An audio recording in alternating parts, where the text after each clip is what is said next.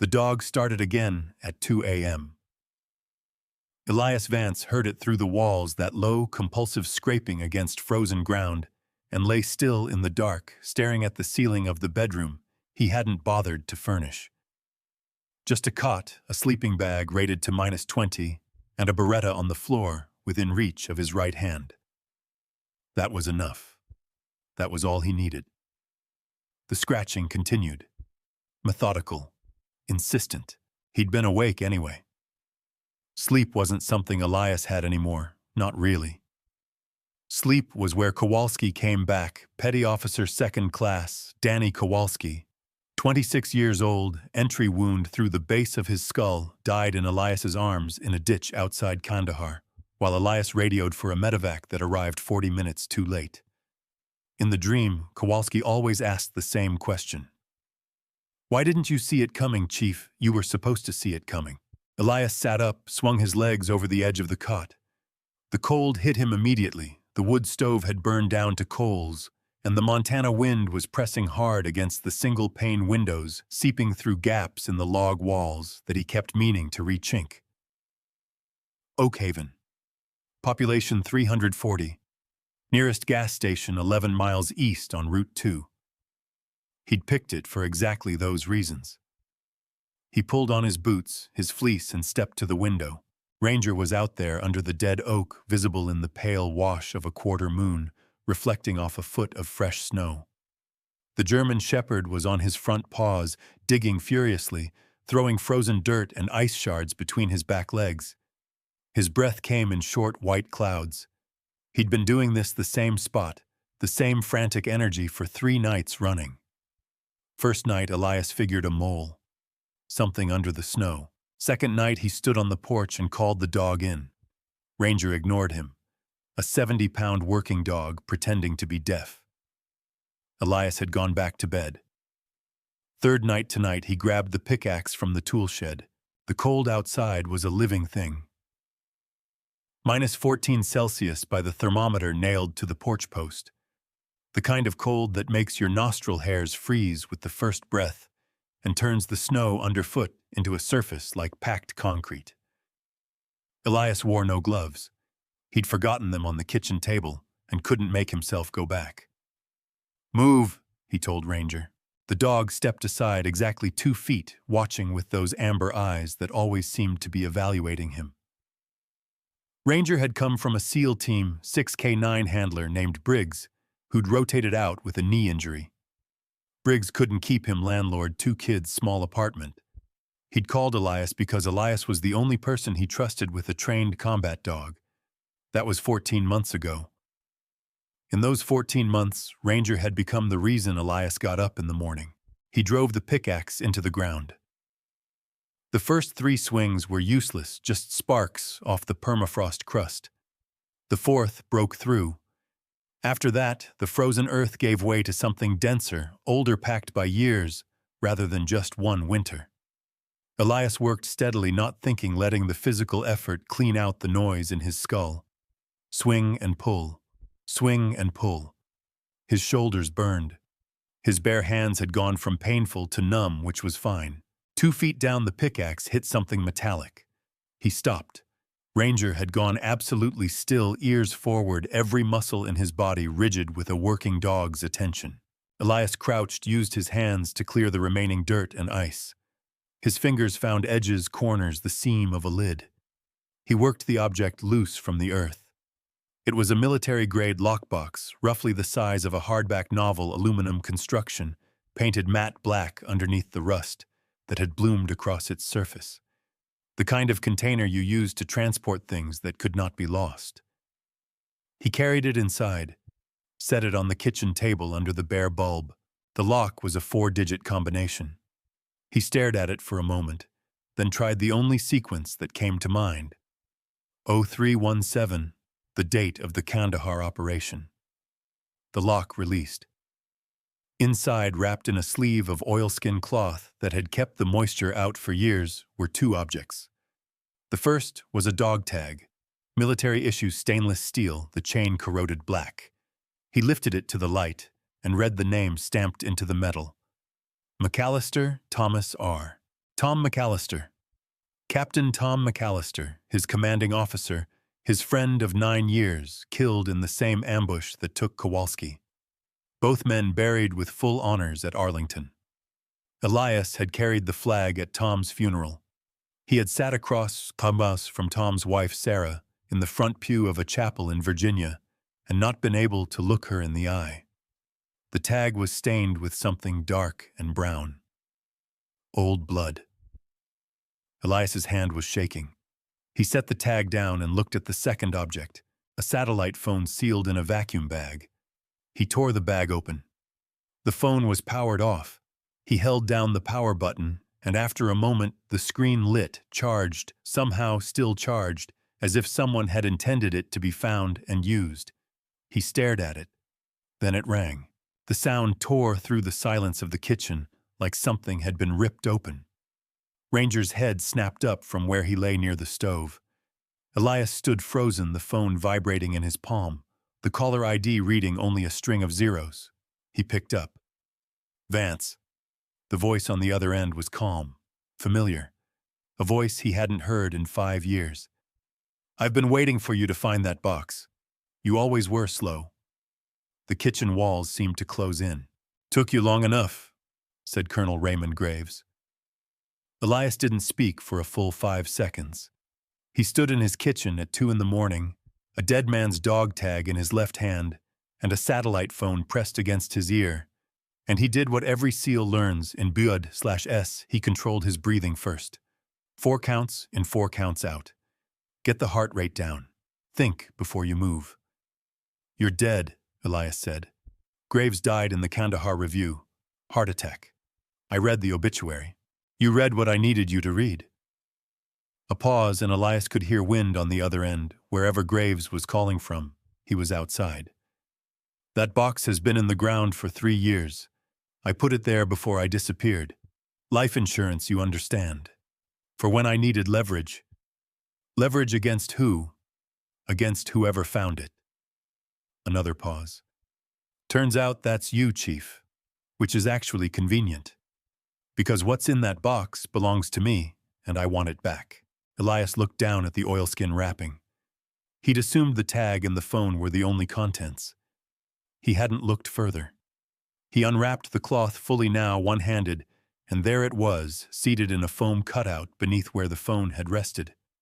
A thumb drive, military encrypted, the kind the agency used for compartmentalized field documentation. Black housing.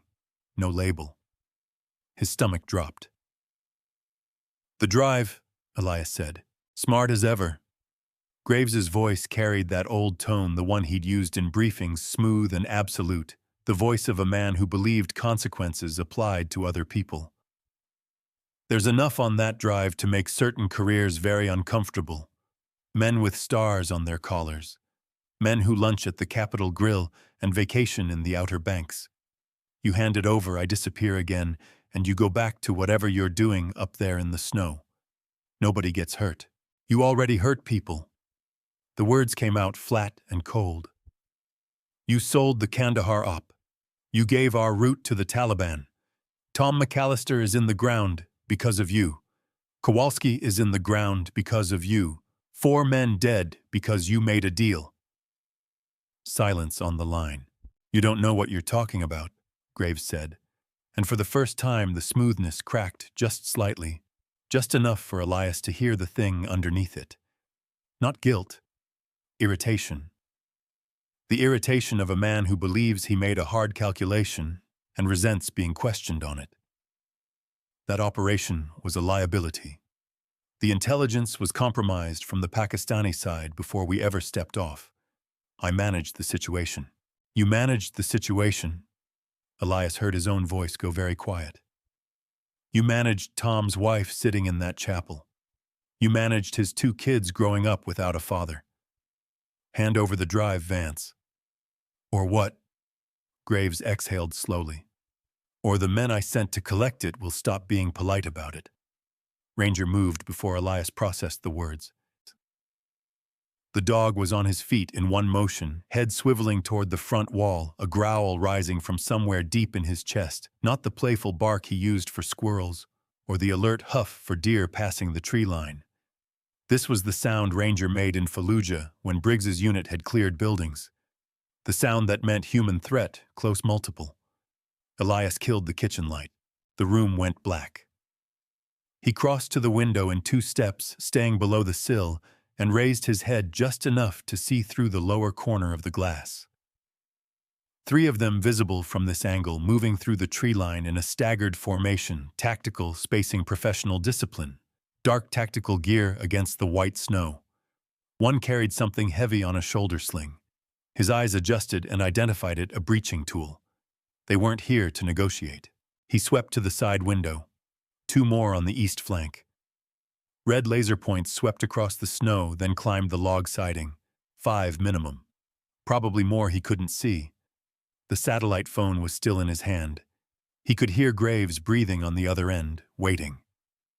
"You should have kept digging," Elias said, and cut the call. He moved to the bedroom, pulled the go-bag from under the cot, assembled, and ready for 18 months, because old habits don't retire even when the man does. The Beretta went into his waistband. He grabbed the medical kit, extra layers the drive, and the dog tag went into an interior pocket against his chest. He was back in the kitchen in 12 seconds. The laser points were on the windows now, 4 red lines cutting through the glass and painting thin lines across the far wall. Elias pressed his back to the refrigerator below their angle. He looked at Ranger. The dog was crouched low, trembling with leashed tension, eyes locked on the front door. "Stack," Elias whispered. "The command for heel close." Ranger moved to his left leg immediately. The window above the sink exploded inward. Something dense and cylindrical bounced off the counter and hit the floor, spitting white sparks, a flashbang military-grade 3-second fuse already burning. Elias squeezed his eyes shut and opened his mouth to equalize the pressure. The concussion hit like a wall. The kitchen turned white behind his eyelids. His ears rang solid. He was already moving blind, one hand on Ranger's back to guide him toward the back door. He heard the shot. A single crack suppressed from the east window. Then he heard Ranger cry out. Elias's eyes came back, just enough shapes and light, no detail yet, and he saw Ranger had spun sideways and gone down hard against the back wall, between Elias and where the laser had pointed. The dog had crossed into the shot's path. "No!" The word came out of him like something torn loose. He got the back door open with his shoulder, and they fell out into the snow together. Ranger was moving, still moving, which meant alive, which was the only thought Elias allowed himself to hold on to. The dog scrambled on 3 legs, his right front leg folding under him every time he tried to put weight on it. Elias got an arm under his chest, and they moved into the tree line before the men breaching the front door finished their stack entry. The forest swallowed them. 30 yards in the farmhouse, lights disappeared behind the pine density, and the world narrowed to darkness, wind, and the sound of Ranger's labored breathing against Elias's neck. He was carrying the dog now, all 70 pounds of him moving on instinct, boots punching through the snow crust with every step. No trail, no fixed direction. Just away from the laser sights and the radios, he could hear crackling faintly through the trees behind him. He didn't stop until he found the creek bed. It ran shallow this time of year, half frozen, cutting a natural depression into the hillside. He dropped into it, used the bank as cover, and laid Ranger down across his thighs. His hands found the wound by feel in the dark high on the right shoulder. Entry wound, clean, no exit. He could locate. The round was still in there. The fur around the site was matted and warm, and the warmth was wrong. "Look at me," Elias said. Not a command, just talking. "Look at me, Ranger." The dog turned his head. His eyes found Elias's face and stayed there. Elias stripped off his fleece pullover. The cold hit his bare torso like a blade. He folded the fleece tight and pressed it hard against the wound, held it there with both hands, leaned his weight into it. Ranger made a sound, not a whimper, more like a long exhale, and his head dropped against Elias's knee. "Stay with me. You don't get to check out. You hear me?" The wind moved through the pines overhead. Somewhere behind them he heard a vehicle engine turn over. They were sweeping the property.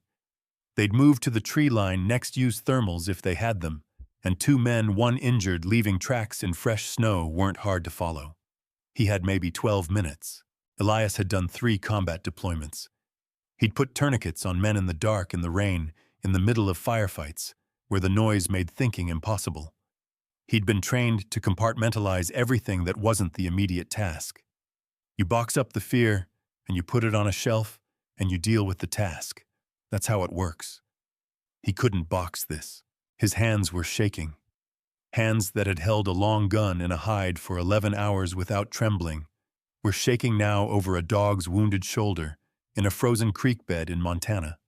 And Elias Vance, who had not cried at Kowalski's funeral, who had not cried at Tom McAllister's, who had driven home from Arlington alone and sat in his truck in a parking lot for 2 hours and felt nothing but a cold, sealed numbness, felt something break open behind his sternum.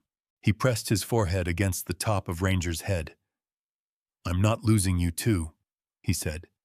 His voice cracked on the last word, and he let it. There was nobody here to maintain anything in front of. "You understand I am not losing you too." He thought of the medical clinic on the south edge of Oak Haven. Dr. Pierce's practice, mostly retired now, open 2 days a week, but the building was always heated and the supply closet stayed stocked because the county paid for it.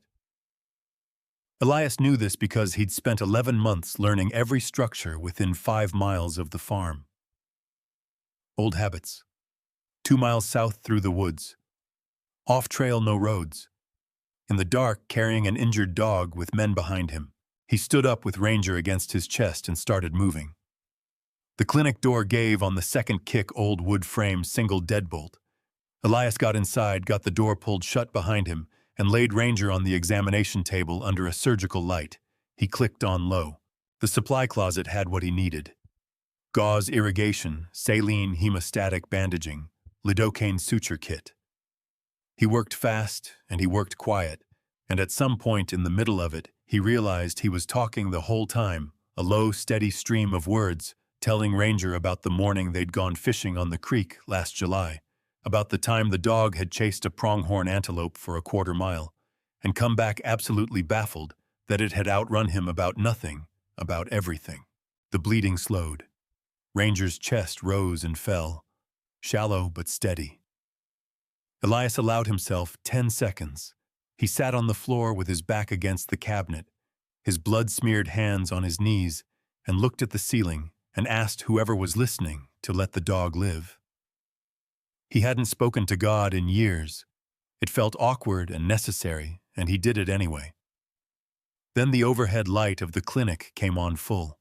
"Don't move." A woman's voice. Law enforcement, flat, the tone that's been trained into the reflexive calm of someone who has pulled a weapon before and knows exactly how it ends if the other person makes the wrong choice. Elias raised both hands slowly. The sheriff's badge caught the light first. Then the face above the gun barrel registered, and the floor seemed to tilt under him. Sarah McAllister, 5 years older. A hard grief in her face that hadn't been there before. The weapon was level and her grip was good, and she was looking at him like he was something she'd waited a long time to find. "Elias Vance," she said. "You're wanted on federal charges, treason and conspiracy in the deaths of 4 servicemen." Her voice didn't waver. "Including my husband, Sarah." He kept his hands up, kept his voice level. "I know what you were told. I know what the file says. Everything in that file came from Graves." "Graves is dead." "No, he's not." Elias moved one hand slowly, 2 fingers only, to the interior pocket of his jacket. "I'm going to reach into my pocket. I'm not drawing. What I'm pulling out is why your husband buried that box under my oak tree. Tom never set foot on your property. He did. Once. 3 years ago, before Graves had him killed. Tom knew what was coming. He needed someone to find it who wouldn't hand it straight to the agency." Elias paused. "He chose me because he knew I'd never stop being angry enough to use it." Her eyes didn't move off him. The gun didn't move either. But she hadn't fired, and a woman with her training and her grief could have fired twice by now, if that's what she'd come here to do. He pulled out the dog tag first. He held it up in the light chain dangling from his fingers. Sarah McAllister's face did something complicated. The professional mask stayed in place, but underneath it something shifted, a small tectonic thing, the kind of movement that happens before a structure either holds or comes down entirely. "That's not," she started. "Oh, 317, Elias said. "The combination on the lockbox. That was the date of the Kandahar op. Tom set the combination. He's the one who buried it. I didn't know until tonight." He set the dog tag on the examination table beside Ranger's front paw and pulled out the thumb drive next, held it up the same way. "There's a laptop in your cruiser," he said. "Standard issue Sheriff's Department. I'm asking you for 3 minutes. That's all. 3 minutes and you watch what's on this drive, and then you do whatever you decide to do." 20 seconds of silence. The wind pressed against the clinic windows. Sarah crossed the room, took the drive without lowering the weapon, and backed toward the door. She was gone for 4 minutes. When she came back, the gun was at her side. Her face was the face of someone who has just watched their world get rebuilt from the foundation up, and it was not a peaceful process. "He filmed it," she said. Her voice was stripped of everything, the law enforcement tone, the controlled anger, all of it. What was left was raw and exhausted. "Graves filmed the briefing. He's on camera giving the route to the intermediary. Tom is on camera figuring it out mid-meeting. Tom must have copied the file before Graves knew he had it. And then Tom came to you. He came to my property. I wasn't there, I was in Billings at a VA appointment. He must have buried it and left. 6 weeks later, the official report said he died in a training accident." Elias looked at her steadily. "There was no training accident." Sarah sat down on the metal stool near the supply counter. She sat like the air had gone out of her. She looked at Tom's dog tag in her hand, the one she'd picked up from the table without realizing she'd done it, and she closed her fist around it. 5 years, she said. "I know. I believed them. I stood there, and I believed every word, and I let them fold that flag, and I thanked the men who—" She stopped, put the back of her hand against her mouth for a moment. Then she straightened. Okay. What do we do? We get Ranger stable enough to move, we take your cruiser out on the county road heading east, and we get that drive to someone outside the agency chain. I know a contact at the FBI field office in. Every window in the clinic went white simultaneously. Not lightning. Vehicle lights, high-powered multiple sources flooding through the glass from 3 sides.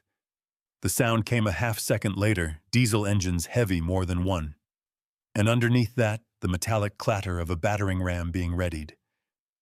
Ranger's head came up off the table. Even wounded, even with lidocaine running through his shoulder and a bandage taped across his chest, the dog raised his head and his nostrils worked the air, and he looked directly at the front door with those amber eyes locked and burning. Sarah was already on her feet, weapon up, moving to the side of the window. I count 4 headlights, 2 vehicles, 6 men minimum. Service exit. Elias scanned the room. Storage room in the back. Maintenance hatch under the stairs leads to a crawl space. I did a building survey last year, county ordinance. Elias gathered Ranger from the table, jaw set against the dog's whimper of pain. Go. They moved through the storage room in the dark, Sarah navigating by memory. Elias 3 steps behind, with Ranger against his chest. She found the hatch, got it open, and the cold rushed up from below. The front door of the clinic came in. Not a knock. Not an announcement. The full frame buckled inward with a sound like a rifle shot, and boots hit the floor, and voices barked room-clearing commands in the clipped mechanical cadence of men who do this for money rather than country. Sarah dropped into the crawl space. Elias lowered Ranger down to her and followed. Above them, through the thin floorboards, the boots spread through the clinic. Then Graves's voice, smooth, unhurried, utterly certain of the outcome. Find them, and bring me the drive, not the man. A beat. The dog and the woman you can leave. Elias felt Sarah's hand find his arm in the dark. He felt the drive hard against his chest. He felt Ranger's heartbeat under his palm, steady and stubborn and alive. Then the ceiling above them cracked as something heavy shifted, and a cascade of plaster dust sifted down into the crawlspace, and Graves's voice came again, directly overhead now. "Vance, I know you're under me." A pause, almost conversational. "Come up with the drive and I walk away. Everyone lives." His boot hit the floor once, twice. "Or I start with the dog." Elias came up through the hatch with his hands raised. No weapon. Nothing in his grip. He stood in the wrecked clinic under the full glare of the tactical lights Graves's men had mounted on the walls, and he let them see exactly what he was: a man in a blood-streaked shirt, bare-handed, standing alone. Graves was 6 feet away. He looked older than the obituary photo. Thinner through the face, gray at the temples, but the eyes were the same eyes Elias had watched across a dozen mission briefing tables, flat, and calculating the eyes of a man who processed people as variables. He was dressed civilian, no insignia, but he carried himself the way command authority never fully leaves a person, even when they've burned everything else down. 4 armed contractors flanked the room. Professional spacing. Nobody with a finger inside a trigger guard yet, because Graves liked to finish conversations. "The drive, Elias. Sarah and Ranger walk out of here first." "That's not how this works." "Then we stand here until it is." Elias kept his voice flat. "You need that drive more than you need me. Arrest warrants fabricated. You can't hand me to actual FBI without the investigation going sideways on you. You need the drive destroyed, and you need me quiet, so make the trade." Graves studied him for a moment. Then he smiled, not with warmth, with the satisfaction of a man who has already decided and is enjoying the moment before the other person finds out. "You know what your problem always was, Chief." He took one step forward. "You still think this is a negotiation." He looked past Elias's shoulder and nodded once. Elias spun. One of the contractors had moved to the hatch and was pulling it open. Elias crossed the room in 2 strides and hit the man at the shoulder, driving him back into the wall, but the hatch was already open, and a second contractor had his weapon trained down into the darkness below. "Sarah, move," Elias started. "Nobody move," Graves said, and the room went still. He had his own weapon out now, pointed at the center of Elias's back. "Put him on the floor." 2 contractors pulled Elias off their man and forced him down to his knees. His cheek hit the cold linoleum. He could see the hatch from this angle, the dark rectangle of the opening. The contractor crouched over it with a weapon and a flashlight, cutting down into the crawl space. "Empty," the man reported. "They moved through. There's a ground-level vent at the far end." Graves exhaled through his nose, controlled irritation. He crouched down in front of Elias, put one hand on the floor for balance, and looked at him at eye level, the way a man examines something he's trying to assign a value to. "Where is she going with it?" "I don't know. She has no jurisdiction outside this county. The moment she crosses the line on a federal matter without clearance, I bury her career so deep her pension disappears with it. The drive requires a chain of custody authentication, a prosecutor with the footage of you on camera selling out an American Special Operations team," Elias said. "I think the queue moves pretty fast for that one." Graves stood up. He was quiet for 3 seconds. "Burn the building," he said to the room. "We'll relocate." Ranger came through the front door, not the hatch. The front door, which had been breached off its frame and was hanging at an angle, the gap wide enough for a determined 70-pound shepherd to push through with his good shoulder. He came in low and fast, and absolutely silent. No bark, no warning, the way trained K9s work when the situation is past the point of warning. He crossed 8 feet of open floor and closed on Graves's gun hand before any of the contractors registered what was moving. The weapon discharged into the ceiling as Ranger's momentum took Graves sideways and down. Elias was off the floor before the plaster stopped falling. He hit the nearest contractor, got the man's weapon arm up, and useless drove him back. The second man moved, and Elias rolled clear, came up on the far side of an overturned equipment cart. The room was chaos for 11 seconds. When it settled, Graves was on the floor with Ranger standing over him, three-legged, bleeding through the bandage on his shoulder, but standing. Chest heaving, teeth showing, every ounce of what he was pointed directly at the man underneath him.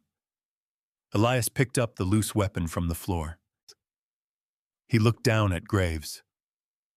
Raymond Graves, Colonel United States Army retired, who had sat across from him in a briefing room in Kandahar and shaken his hand and sent him and his brothers down a road that had been sold to the enemy before they ever stepped off.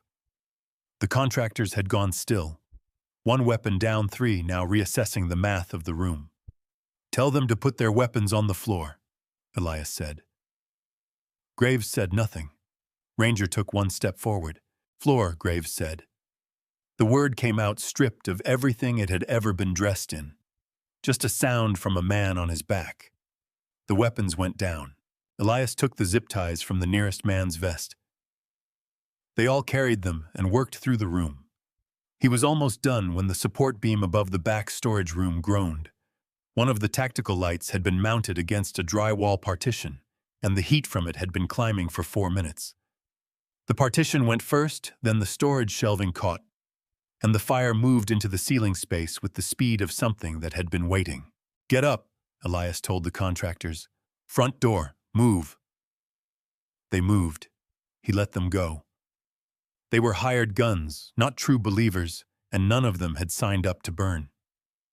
Graves he left zip-tied to the base of the examination table, which was bolted to the floor. He turned back for Ranger.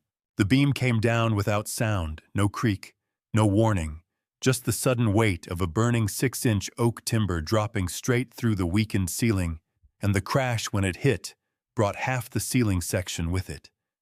Dust and debris and heat bloomed outward, and Elias threw his arm up against it, staggering back toward the door. He couldn't see Ranger. He couldn't hear him. The smoke was already pulling at the ceiling thick and black, and the fire had found something structural in the back wall, and the sound it made now was the sound of a building deciding it was done. "Ranger." Elias moved toward the debris pile, toward the last place the dog had been standing, and the heat pushed back against him like a wall. "Ranger." Nothing. Elias went in anyway. That was the only decision available to him, and he made it without deliberation, the way you make the only decision that exists. He pulled his shirt up over his nose and went into the smoke low below the worst of it, moving toward the debris pile on his hands and knees, with the heat pressing down on his back, like a hand trying to flatten him into the floor. He called Ranger's name and listened. The fire was loud now, not crackling, not the campfire sound people imagine, but a deep and structural roar coming from the back wall, where something load-bearing had fully caught. The ceiling above him ticked and groaned. He had maybe 90 seconds in the building before the math turned absolute. He swept his arm through the debris, broken plaster insulation shards of the ceiling beam. His bare hands found the edges and shoved them aside, burning on the hot surfaces and not registering it. A section of drywall. A collapsed shelf unit from the storage room displaced by the initial fall. And then under the far edge of the shelf unit, he felt fur. Ranger was on his side, conscious. His head came up when Elias's hands found his ribcage, but pinned under the outer edge of the collapsed shelf, which had fallen at an angle and created a small pocket of survivable space above him. The beam had missed him by 8 inches. The shelf had saved his life by pinning him low and away from the worst of the falling debris. Elias got his hands under the shelf edge and lifted.